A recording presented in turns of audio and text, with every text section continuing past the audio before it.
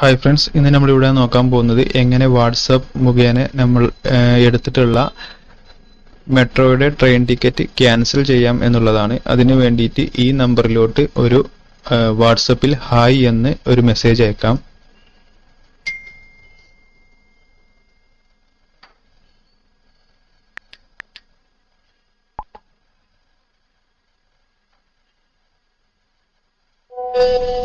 ശേഷം വരുന്ന QR ticket എന്നുള്ള ഫസ്റ്റ് ഓപ്ഷൻ സെലക്ട് ചെയ്യാം.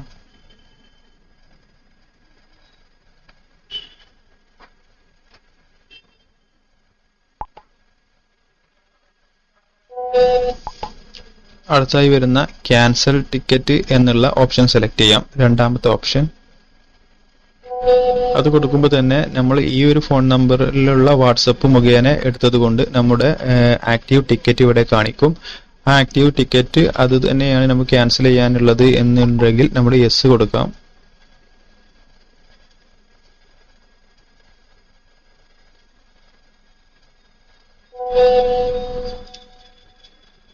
ഒന്നുകൂടി ഒന്ന് കൺഫേം ചെയ്യേണ്ട ആവശ്യമുണ്ട്. അതുകൊണ്ട് നമ്മൾ കൺഫേം ചെയ്തിട്ട് വീണ്ടും യെസ് കൊടുക്കാം.